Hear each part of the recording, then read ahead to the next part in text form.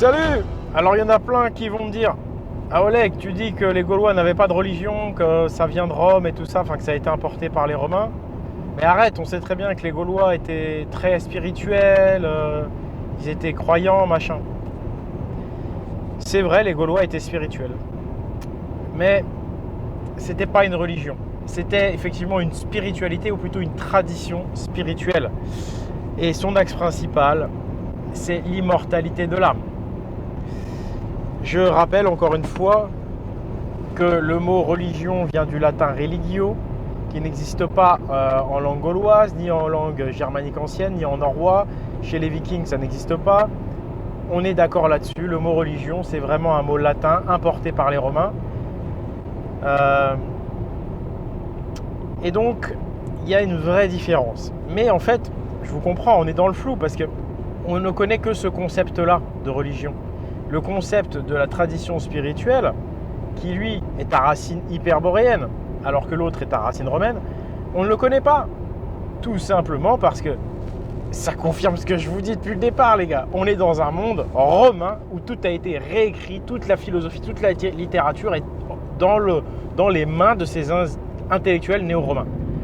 Mais en réalité, nous, notre spiritualité, ça va être assez proche d'un certain bouddhisme, parce qu'il y en a plusieurs. Mais c'est pour ça que tu as beaucoup d'Européens qui kiffent le bouddhisme, tout simplement parce que c'est ça notre vraie tradition en fait. Donc on est plus dans une philosophie spirituelle.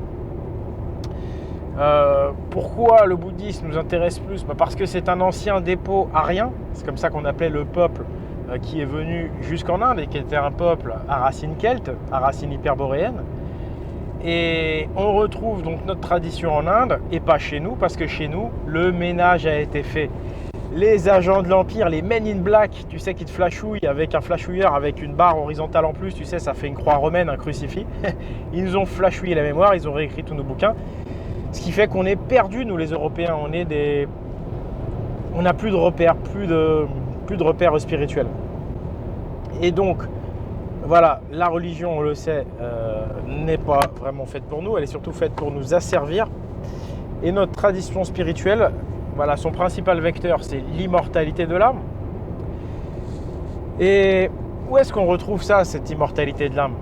Et cette idée que l'âme revient se réincarner sur Terre, dans un autre corps. Pas dans le même corps, on n'est pas dans la réincarnation hindoue non plus. On est dans une idée de filiation, et ce qui se réincarne surtout, c'est la mémoire des vies passées. L'âme est un corps énergétique, immortel, mais il se réincarne à chaque fois dans un nouveau corps. Et il a emmagasiné en lui des mémoires, et dans l'ADN aussi. Et ça, on retrouve ces idées-là chez les philosophes hellènes. On retrouve ces idées-là chez Platon, chez Pythagore. Donc j'aurais peut-être même dû commencer par ça. C'est quand même du lourd.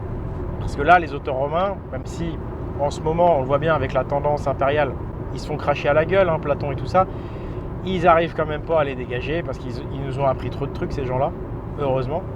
Et bien, ces gens-là, quelle est, entre guillemets, la religion de Platon? Il n'a pas de religion. Il est spirituel, fidèle à la tradition primordiale hyperboréenne, c'est-à-dire qu'il croit dans l'immortalité de l'âme, dans l'éternel retour. Les Hellènes, les Gaulois, les Druides, les Vikings, tous ces gens-là, avant, ils étaient dans la croyance de l'immortalité de l'âme. Et ce que ça a d'intéressant, c'est que, contrairement à la religion, c'est que la vie sur Terre ne s'arrête jamais. Il n'y a pas de fin dans cette vie sur Terre. Il y a cette idée de continuité, mais aussi de filiation entre les générations. Donc la nécessité de transmettre à tes petits-enfants et ainsi de suite. La filiation entre anciens et jeunes, parce qu'on sait que c'est un éternel recommencement. Les âmes des morts vont venir plus tard se réincarner dans des plus jeunes. Donc l'idée d'immortalité, elle est visible sur le plan collectif, sur le plan tribal. Donc on peut faire des grands projets comme ça. Quand on a la conscience élevée, on se dit ma tribu est immortelle, mon âme va revenir, la mémoire ne se perd pas, il n'y a rien qui se perd et tout se passe dans le monde ici. La mort, on n'en a pas peur, donc parfait, c'est ça aussi le but d'un travail spirituel, c'est de s'émanciper de cette angoisse de la mort dont souffrent tous les athées, ce qui les plonge dans le matérialisme. Et donc, il n'y a pas de fin. On n'a plus peur de la mort, on voit la mort comme un passage vers une autre vie. Et donc il y a beaucoup d'amour entre les générations, il y a beaucoup de liens parce qu'on sait qu'on va revenir se réincarner dans cette tribu. Donc voilà, très, très intéressant. En plus, on peut l'observer dans la nature. On voit bien que dans la nature, c'est pareil, il y a des cycles, rien ne meurt jamais, il y a toujours une renaissance. Alors que dans la religion à racine romaine, il y a une idée de fin, il y a une fin. On démarre d'un point zéro, on progresse et ça s'arrête. Et c'est terminé. C'est soit le paradis, soit l'enfer. Les dés sont joués. Donc au final, il y a un désintéressement pour le monde dans les religions. Les gens dans les religions vivent que pour l'après-mort. Ils disent de toute façon le monde va être détruit, Dieu va s'en occuper, on s'en bat les couilles du monde, quoi. On est fataliste. Rien à voir donc avec l'esprit traditionnel hyperboréen. Vous voyez que cette idée d'immortalité de l'âme, elle est très profonde, on peut philosopher longtemps avec ça. Et on voit tout de suite l'esprit de transmission, de filiation familiale entre les générations, l'amour qui surgit de là-dedans. Alors que dans la religion, il y a une sorte d'individualisme. C'est que entre toi et Dieu, entre toi et ton créateur, faut pas que tu fasses ceci, il faut que tu obéisses bien, et hop, tu iras au paradis, ou alors tu iras en enfer pour l'éternité. C'est quand même flippant, tu as vu la sentence, pour l'éternité. Donc tu vois, voilà, ça c'est l'esprit de la religion à racine romaine. Rien à voir avec le nôtre. Autre point que je ne vais pas trop développer, mais qui caractérise donc la vraie spiritualité traditionnelle européenne, c'est l'élévation spirituelle, l'éveil du Bouddha. Vous savez, ceux qui ont pratiqué le bouddhisme, qu'on dit que le Bouddha peut atteindre, enfin que lui il a atteint l'illumination et que nous on est censé méditer pour essayer de l'atteindre aussi.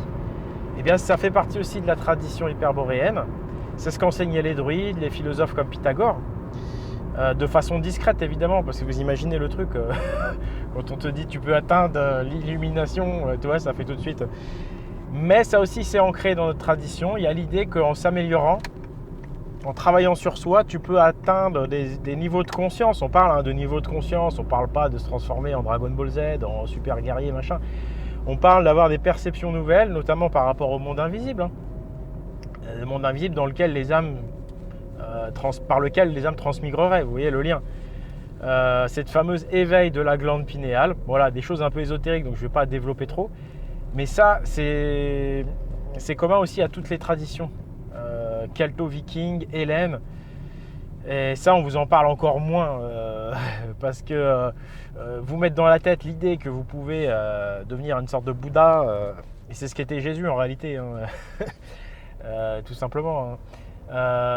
L'idée que vous pouvez devenir mieux dans votre peau, vous pouvez devenir tellement bien, presque divin, c'est ça l'état dit divin, et que du coup vous atteigniez le paradis en fait sur Terre. L'idée qu'on peut atteindre le paradis sur Terre en travaillant sur soi, c'est abominable pour des élites qui veulent vous mettre en esclavage, parce que ça signifie que vous allez arrêter de travailler pour l'argent, que vous avez compris que le travail il est à faire sur soi, que vous allez devenir meilleur, et qu'en devenant meilleur, vous allez rendre les autres meilleurs.